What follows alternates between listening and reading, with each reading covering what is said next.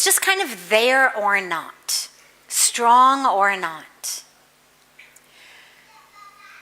But the mind is like, if you imagine that this bicep not only would enable me to curl a muscle, but would actually enable me to do anything and everything that I ever wanted to in life.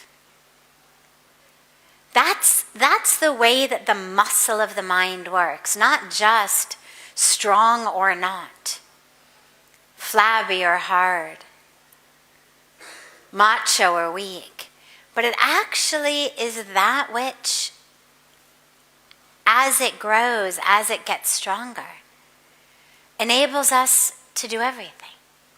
So just because the nature of the mind, no matter how much we know it makes us feel good, there are mornings where the mind is just like, I'm going to sleep in.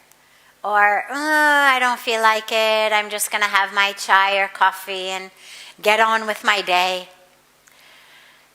And it's a tragedy, of course, because not only do we feel so much better on the given day from having done our meditation and yoga, but actually through doing it on a regular basis, it actually transforms us.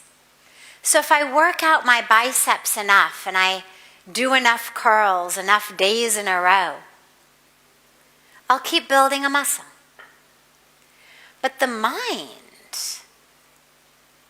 when I keep working the mind through my meditation, through my yoga, through my seva, through my mantra jap,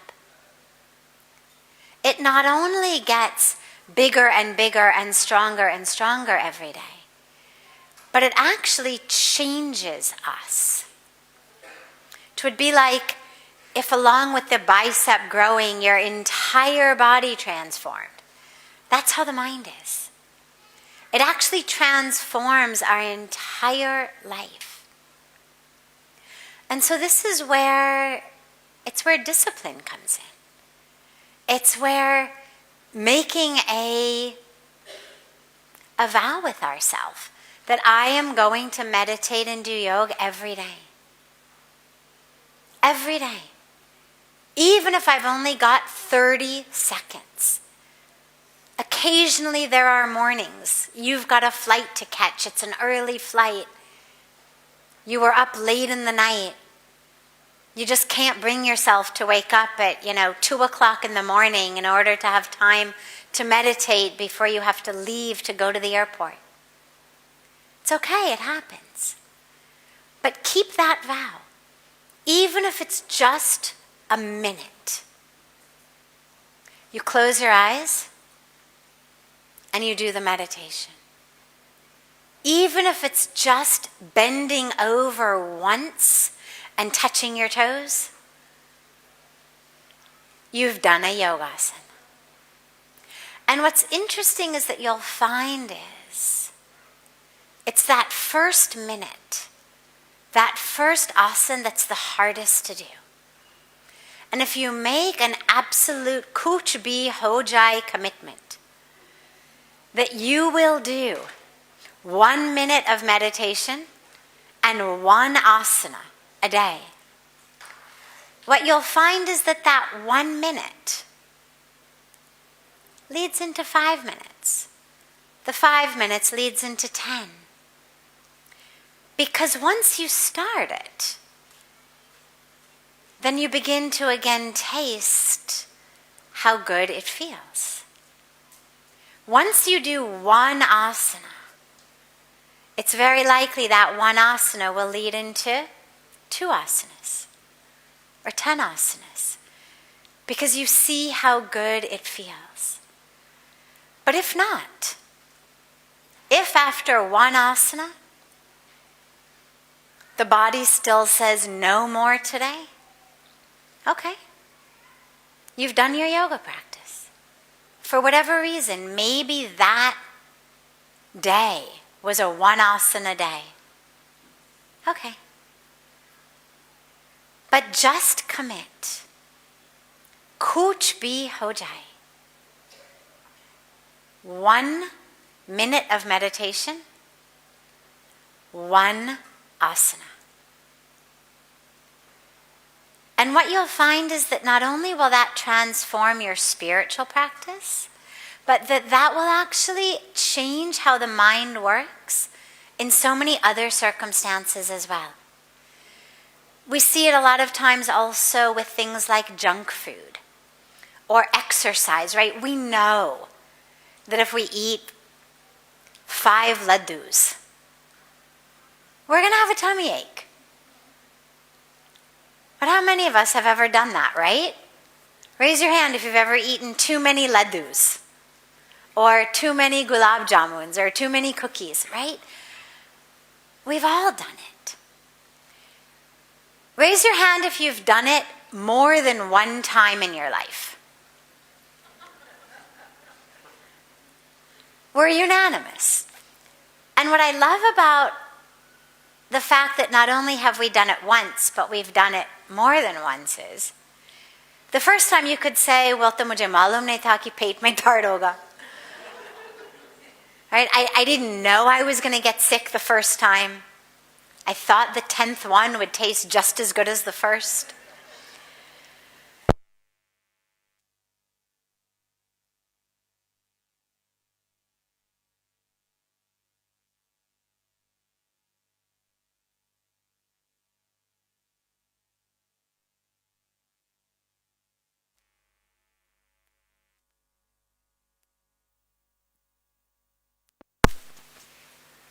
Right? We know our stomach is going to hurt. We know that we're going to feel blech. But still we do it. Hopefully not too much. Hopefully we learn as we get older. Hopefully we did most of it when we were younger. But still, you have Diwali, you have a birthday, you have a holiday, you're out at your favorite restaurant. And what you'll find is that as you commit to this 1 minute of meditation, 1 asana a day, and I would add to that, the question didn't include it, but I would add 1 mantra of your japa. So 1 minute of meditation, 1 recitation of your mantra, 1 asana. Kul milake, we're looking at 1.5 minutes of your time. Nobody can say they don't have 1.5 minutes. 90 seconds of your life. So, if we make that commitment, not only will our meditation practice expand, because chances are you're going to sit longer than 1 minute. Our yoga practice will expand. Chances are we're going to do more than 1 asana. Our jap practice will deepen. We're not going to stop just with 1 mantra. Once you start, it keeps going. And it keeps going. But along with that, what you'll find is that your tendency to do things that also lead you to not feeling so good, like eating too much sweets, not exercising, staying awake too late, whatever it may be, you'll find that you stop doing that as well. Because as the mind, as this muscle gets stronger, it's not just the one way you've exercised it. It gets stronger in every way. So the whole nature of who you are starts to change. The whole nature of the way you move through the world starts to change. And suddenly there's more, I don't like the word discipline so much because it feels like we're in boot camp. Like spirituality is, like being in the army. And it's about doing push-ups till your arms hurt. And spirituality is not like that. So I don't like the word discipline. But for lack of a better word in the moment, we'll say you find that in general you are more disciplined, meaning not that you're doing things that you don't like, doing things that are painful just because at some point you're going to get a benefit from it, but rather you are doing things that may be against the flow of the general laziness, against the flow of the general complacency, against the flow of the general wrapping in the veil of Maya, against the flow of the general way that our culture is training us to be in terms of decadence and hedonism and all about sort of life as a show. You'll find that you're able to not get caught up in any of those flows, and rather to live all of the choices of your life from a place of grounding, a place of consciousness, a place of you as the decision maker, rather than some energetic flow that comes in and steals your sadhana. And so you get stronger. You get more anchored. You get more clear. And as you get more anchored and more clear, all of your decisions start to become in alignment with not only that which makes you feel happy and good in the moment, but actually that which is deepening your path, bringing you exactly where you want to be going.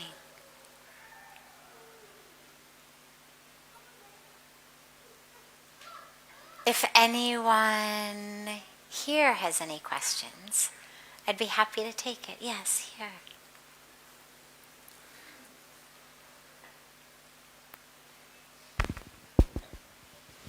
Thank you for everything.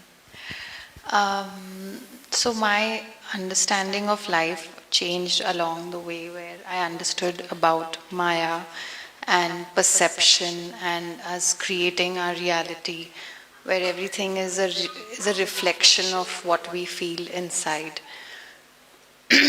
But it gets confusing at times. It gets like you go back in the Maya and you get consumed by it, and then you much later realize the Maya and come back to your true nature.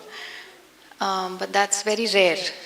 Most of the time we are in the Maya, of wanting more or chasing things, or even emotion, anger and things like that. So I just wanted to hear from you, how do we stay more connected to our true self? Beautiful. So, Maya grabs us when we are unconscious, when we are not aware in that moment, not fully present in that moment. Right? Right now, as we sit together in satsang, or as you sit on the banks of Ganga, in the arti, or meditating, even if someone came up to you and started poking you, right? You wouldn't lose yourself. Even if right in front of you somebody flashed a big sign that said, "Shop now, shop now."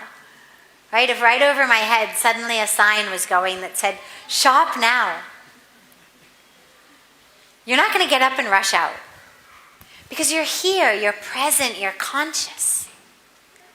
And you're aware, I don't need anything right now.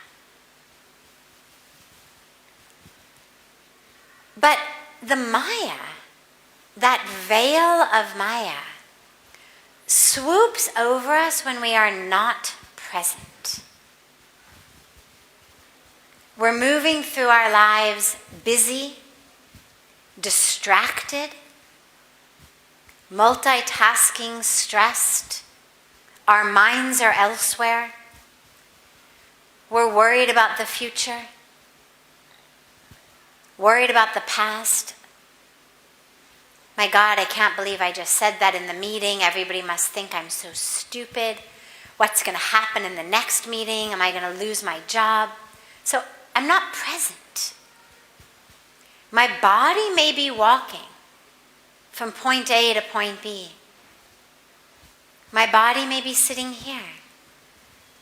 But I'm not actually here if my mind is in the past and in the future. Or if I'm sitting here multitasking and I'm talking to you and I'm messaging on my phone. And I'm, also talking to this person over here and also talking to this person here. I'm not present. Tragically, we've gotten to a point where we almost worship people's ability to multitask. We worship busyness. And that's beautiful when what we are doing is allowing the flow of the divine to flow through us. And so we are busy in the way that a flower is busy giving fragrance, or a tree is busy giving apples, or a Ganga is busy flowing. But what's happening these days is much more of a frenetic busyness without really any cause. So we've become very, very busy. But if you follow someone who's really busy, and an hour later you stop them and you say, okay, just give me 30 seconds. What actually have you achieved in the last 1 hour? I've been following you. I've been watching you as you multitask things for an hour. What actually has been the result of that hour? Most people won't be able to tell you. Because the busyness is in reaction instead of in action. So what have you accomplished? I've responded to every text message that has arisen. I've read every WhatsApp that has come. Right? I've seen all my notifications. I've liked a bunch of posts. I've commented on a bunch. I've clicked here, tapped here. Life has become about reaction instead of action. So instead of moving as per what we have decided are the goals, are the tasks at hand, we give up that freedom, we give up that autonomy, we give up that vision, and we spend most of the day from morning till evening simply reacting to that which happens around us. And whether it's a live person saying something to us, looking at us in a certain way, treating us in a certain way, whether it's our devices beeping and blinging and buzzing and vibrating and whatnot, whether it's the TV, we are constantly reacting to things. So we're very busy because things continue to come at us, but we're not actually moving forward. And I mention all of this when you speak about Maya because Maya grabs us when we are unaware. Maya's not like a tiger who, whether you are aware that the tiger's there or not aware of the tiger's there, he's going to get you anyway. Tiger doesn't care.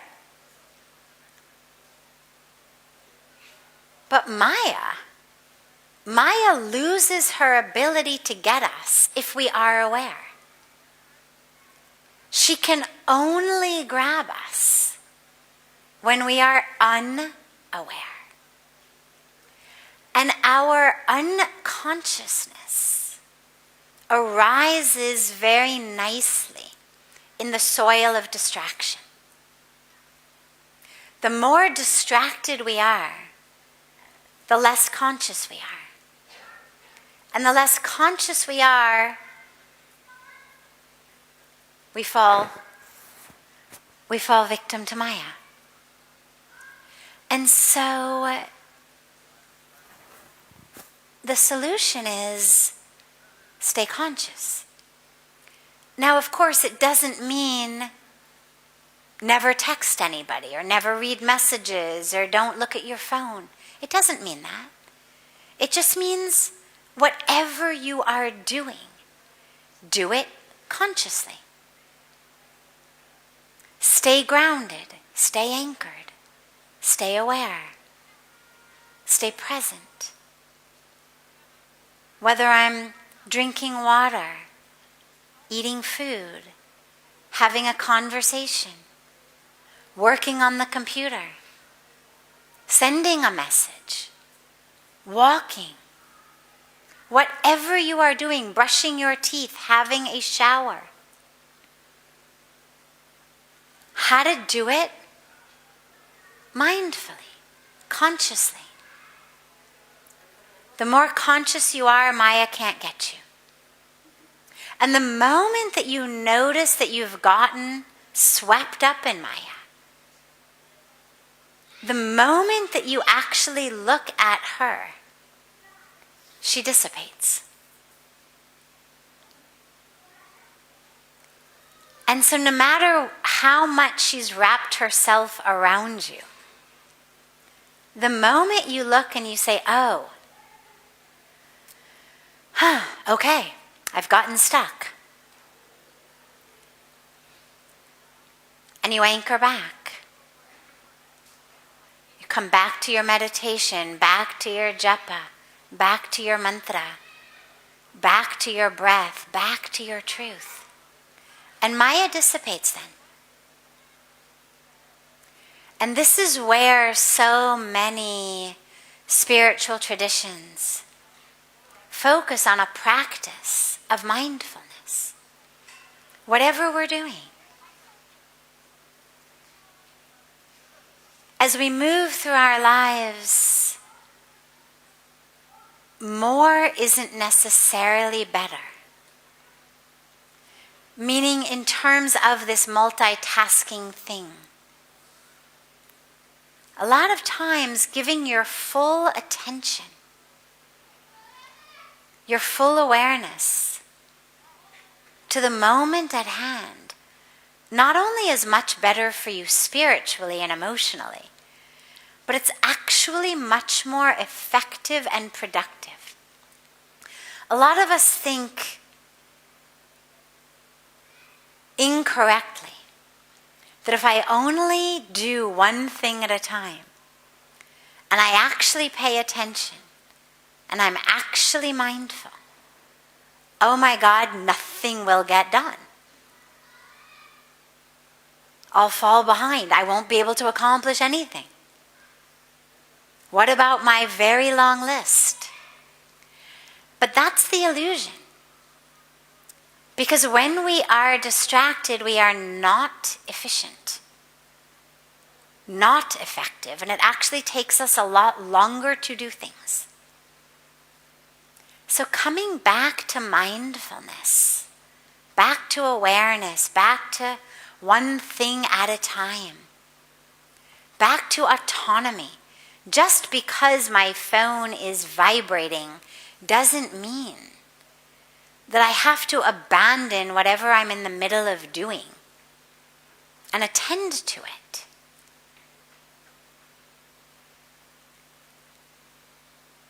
If you have a live human baby, or even a live animal baby, who starts to scream and cry, you need to attend to it. Those are life and death circumstances. It could really be in trouble. But when our phone starts to scream, we don't actually have to attend to it with quite as much immediacy as we would to a baby who was screaming. And so, for your spiritual practice, for your emotional health, and for the simple ability to actually achieve what you are looking to achieve in your life, slow down. Focus. Stay conscious. Stay grounded. Stay anchored. And you'll find that that will help to keep Maya away. And the moment, again, that you notice her, call her by name. Hi, Maya. Right? Again, she functions in obscurity. As a veil that wraps itself around us, we're not supposed to be able to see her. She has covered our vision and is showing us illusion as truth. But the minute that we are able to actually see the veil as a veil, the veil as the Maya, and call her by name, hi Maya, thanks for dropping by today. But you know what? I actually was doing so great.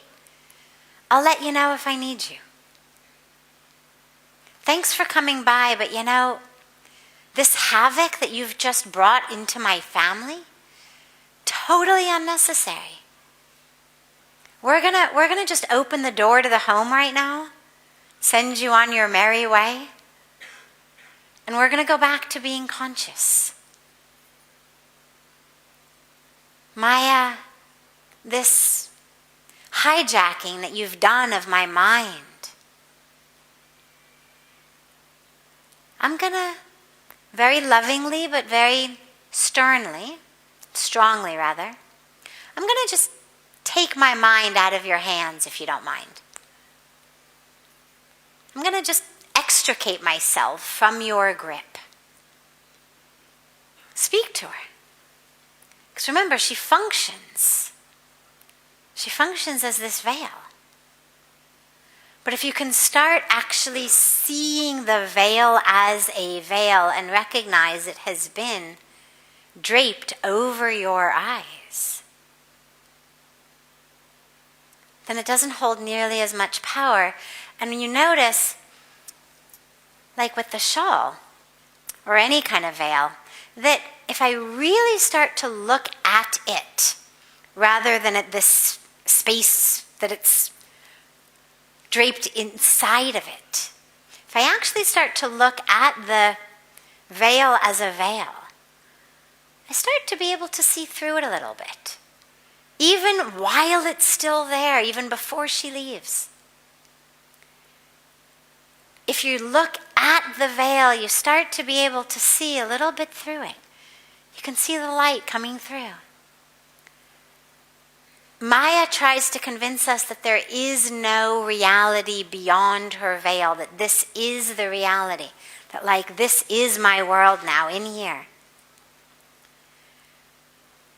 But the moment I recognize that there is this shawl, and I'm looking at the shawl and then through the shawl, then I start to be able to find a way to get it down. Okay? Beautiful. Yes, you and then you. Hello, my second question. I was wondering what you do on a 24-hour daily basis, because maybe it's a bit personal, but for me it's really hard when should you eat, if you should plan your day, what you should do, and you can deviate from your original plan, but where should you begin? Okay, beautiful. So, Pujya Swamiji always says, failing to plan is planning to fail. So I absolutely think we should plan our day. But in addition to planning our day, what I find very helpful is to have a timetable. Otherwise, time seems to slip through your fingers. Now, in my life, as in all of our lives, many, many unexpected things arise every minute and every moment. So that timetable should be a guide, not a jail. It's not, oh, this is my dinner time. Oh, but this is the same time the President of India is arriving. Well, okay, you can just make him wait in the reception. Right? Obviously, one adjusts a dinner time, a meditation time, a work time, a meeting time, whatever time it may be, when the President of India arrives. Right? Now, I realize that's an extreme example. But one of the challenges, but one of the most important pieces of life is figuring out how to really determine which unexpected things are those which are worth you adjusting your plan and which are not. Because something's going to happen every day. Something's going to happen every hour. If we allow every shift in the wind to change our schedule, we'll never follow it. And yet, absolutely, there are times where things have to be adjusted. So, for example, for me, so I get up very early. I have an early morning meditation program. I do japa. And yet, there are times when I'm traveling really early in the morning. If I'm on a really early morning flight, there used to be a 6:30 train. Maybe it still is there. I tend to go by car or flight these days. But there used to be a 6:30 train I used to take a lot from Haridwar. So to catch the 6:30 train, you had to be out of here by 5 a.m. So on a day like that, I'm going to have a shorter morning practice. Alternatively, I could get up at 2:30 or 3. But